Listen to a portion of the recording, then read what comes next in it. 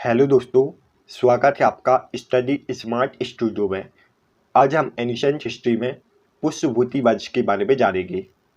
पुष्यभूति वंश का अन्य नाम वर्धन वंश था।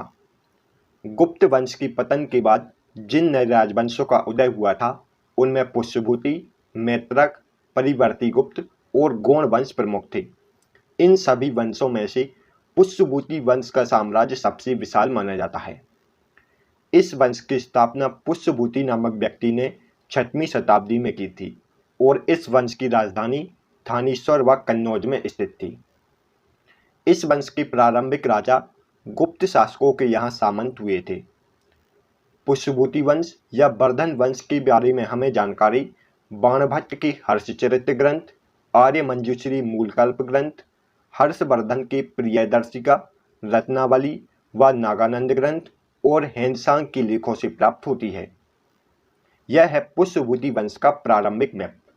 पुष्यभूति वंश की स्थापना पुष्यभूति नामक व्यक्ति ने 6वीं शताब्दी में की थी और इस वंश की प्रारंभिक राजधानी थानेश्वर में स्थित थी। थानेश्वर कहाँ है? हरियाणा में स्थित है। पुष्यभूति वंश के शासक पुष्यभूति के बाद नरवर्धन, राज्यवर्धन प्रथम, आदित्य वर्मन, प्रभाकर वर्मन, राजवर्मन और हर्षवर्धन शासक हुए। इन सभी शासकों के बारे में हम नेक्स्ट स्लाइड में जानेंगे। पुष्यभूति यह इस वंश का संस्थापक था और इसने अपनी राजधानी थानेश्वर में बनाई थी, जो वर्तमान में हरियाणा के कुरुक्षेत्र जिले में स्थित है। इसने हूर हरणकेसरी, सिद्ध राजज्वर, गुर्जर प्रजाकर, मालवा लक्ष्मी लता परशु की उपाधि धारण की थी। पुष्यभूति के बाद नरवर्धन, राज्यवर्धन प्रथम और आदित्य वर्मन शासक हुए। यह शासक इतने शक्तिशाली और प्रसिद्ध नहीं थे। आदित्य वर्मन के बाद प्रभाकर वर्मन शासक बनते हैं। इनका शासनकाल 580 से 604 ईस्वी के मध्य में था। इनके पिता का नाम आदित्य वर्मन और माता का नाम देवसेन गुप्ता था। देवसेन गुप्ता एक गुप्त रानी थी। यह इस वंश की स्वतंत्रता का जन्मदाता माने जाते हैं। प्रभाकर वर्मन इस वंश की स्वतंत्रता का वास्तविक जन्मदाता माने जाते हैं और इन्होंने परम भट्टारक और महाराजाधिराज की उपाधि धारण की थी। इनकी रानी का नाम यशोमती था। प्रभाकर वर्मन की पत्नी का नाम यशोमती था और यशोमती के 2 पुत्र और 1 पुत्री थी। यशोमती के 2 पुत्र राजवर्धन व हर्षवर्धन और 1 पुत्री राजश्री थी। प्रभाकर वर्मन ने अपनी पुत्री राजश्री का विवाह मौखरी वंश के अंतिम राजा ग्रहवर्मा के साथ किया था। प्रभाकर वर्मन की पुत्री का नाम राजश्री था, जिसका विवाह इन्होंने मौखरी वंश के अंतिम राजा ग्रहवर्मा के साथ कर दिया था। प्रभाकर वर्मन के बाद राजवर्धन शासक हुए। इनका शासनकाल 604 से 606 ईस्वी के मध्य में था।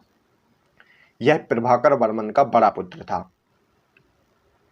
इसके काल में मालवा के शासक देवगुप्त व गौड़ शासक शशांक ने मिलकर ग्रहवर्मा की हत्या कर दी और राजश्री को बंदी बनाकर कारागाह में डाल दिया था। ग्रहवर्मा मौखरी वंश के अंतिम शासक थे और यह कन्नौज से अपना शासन कर रहे थे, लेकिन मालवा के शासक देवगुप्त व गौड़ शासक शशांक ने मिलकर ग्रहवर्मा की हत्या कर दी और राज्यवर्धन की बहन राजश्री को बंदी बनाकर कारागाह में डाल दिया था। अब राजवर्धन देवगुप्त व शशांक पर आक्रमण करता है। राजवर्धन ने मालवा के शासक देवगुप्त को मालवा में जाकर मार दिया था, परंतु कन्नौज आते समय गौड़ शासक शशांक ने धोखा देकर राजवर्धन की हत्या करवा दी। गौड़ शासक शशांक राजवर्धन की धोखा देकर हत्या करवा देता है। शशांक गौड़ शासक था और यह शैव धर्म का अनुयायी था और इसने बोधि वृक्ष को कटवा दिया था। अब राजवर्धन के बाद हर्षवर्धन शासक बनता है। इसका शासनकाल 606 से 647 ईस्वी के मध्य में था। हर्षवर्धन का जन्म 590 ईस्वी में थानेश्वर में हुआ था और यह 606 ईस्वी में 16 वर्ष की अवस्था में गद्दी पर बैठा था। हर्षवर्धन ने परम भट्टारक, परमेश्वर, सकलोत्तर पटनाथ की उपाधि धारण की थी और इसके अन्य नाम शिलादित्य था। हर्षवर्धन को अभिलेखों में शिलादित्य कहा गया था। हर्षवर्धन ने गौड़ शासक शशांक की हत्या कर दी। हर्षवर्धन ने गौड़ शासक शशांक की हत्या कर दी। जब हर्षवर्धन बंगाल जा रहा होता है तो इसी भास्कर वर्मन का एक दूत हंसबेग मिलता है। भास्कर वर्मन असम के राजा थे। भास्कर वर्मन ने मित्रता का प्रस्ताव हर्षवर्धन के सामने रखा, जिसे हर्षवर्धन ने स्वीकार कर लिया और बाद में हर्षवर्धन और भास्कर वर्मन ने मिलकर बंगाल पर आक्रमण किया और गौड़ शासक शशांक को मिलकर पराजित करके उसकी हत्या कर दी। हर्षवर्धन ने बौद्ध भिक्षु दिवाकर मित्र की सहायता से राजश्री को खोज लिया था और कन्नौज को अपनी राजधानी बनाया था। जब राजश्री के पति ग्रह वर्मा की हत्या हो जाती है तो यह सती होने के लिए विंध्य जंगलों में चली गई थी। इस कारण हर्षवर्धन ने बौद्ध भिक्षु दिवाकर मित्र की सहायता से राजश्री को वापस बुलवा लिया और अपनी राजधानी कन्नौज में बनाई। कन्नौज से ही हर्षवर्धन और उनकी बहन राजश्री ने शासन करना प्रारंभ किया। यह था हर्षवर्धन का साम्राज्य। हर्षवर्धन का साम्राज्य मुख्यतः उत्तर भारत में फैला हुआ था। इसी समय दक्षिण में चालुक्य और पल्लवों का शासन था और गुजरात में मैत्री वंश चल रहा था। हर्षवर्धन के दरबारी कवि हरिसेन थे। हरिसेन ने हर्षचरित व कादम्बरी ग्रंथ की रचना की थी। हर्षवर्धन के दरबारी कवि हरिसेन थे, जिन्होंने हर्षचरित व कादम्बरी ग्रंथ की रचना की। इसी के काल में चीनी यात्री हेनसांग भारत आया था। हर्षवर्धन के काल में चीनी यात्री हेनसांग भारत आया था।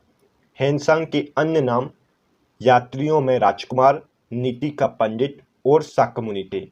हेनसांग को यात्रियों में राजकुमार, नीति का पंडित और शाक्यमुनि कहा जाता था। हेनसांग का यात्रा वृत्तांत शियुकी नाम से जाना जाता है और जब हेनसांग भारत आया था उस समय नालंदा के आचार्य शीलभद्र थे।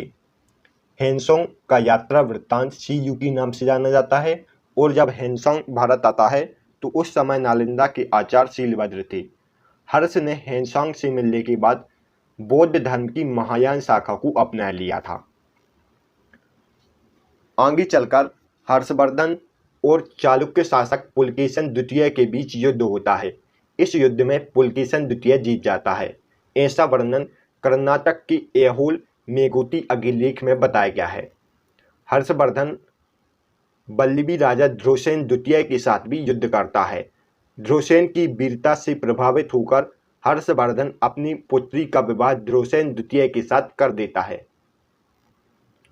हर्षवर्धन ने 3 ग्रंथ भी लिखे, जिनका नाम प्रियदर्शिका, रत्नावली और नागानंद है।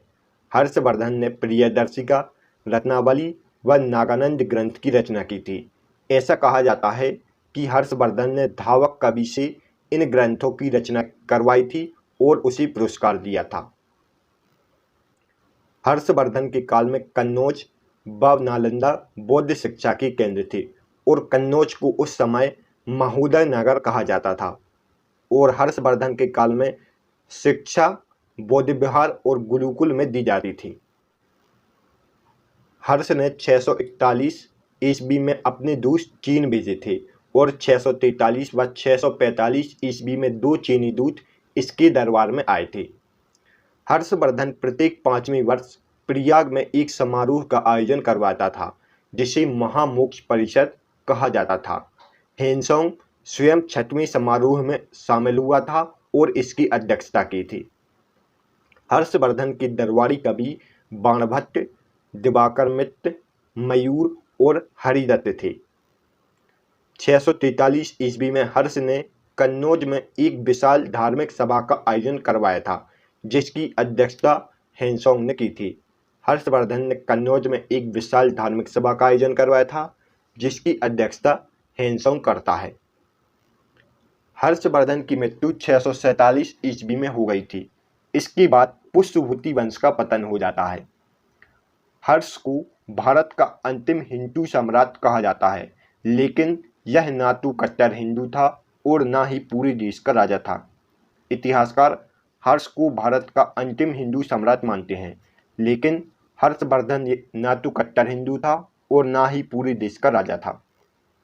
अब हम हर्षवर्धनकालीन प्रशासन व्यवस्था के बारे में जान लेते हैं। हर्ष के अधीनस्थ शासक महाराज व महासामंत कहे जाते थे और हर्ष के मंत्री परिषद के मंत्री को सचिव या अमात्य कहा जाता था। इस समय प्रशासन की सबसे छोटी इकाई ग्राम थी और ग्राम के प्रधान को ग्रामाध्यक्ष पटलिक कहा जाता था। बहुत सारे ग्राम मिलकर पाठक का निर्माण करते थे और बहुत सारे पाठक मिलकर विषय का निर्माण करते थे।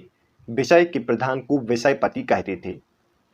बहुत सारे विषय मिलकर भुक्ति का निर्माण करते थे, जिसके प्रधान को उपरिक या राष्ट्रिक कहा जाता था।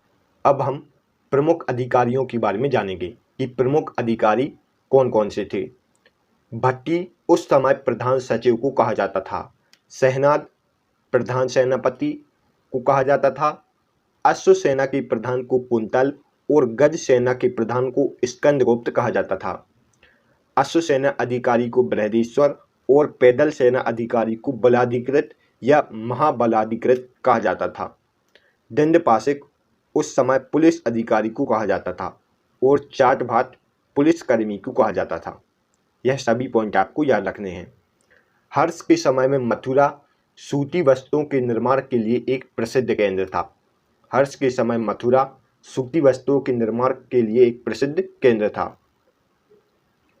Thanks for watching. यदि आपको हमारी वीडियो पसंद आई हो तो आप हमारे वीडियो को लाइक और चैनल को सब्सक्राइब जरूर करें। तो मिलते हैं नेक्स्ट वीडियो में, तब तक के लिए गुड बाय।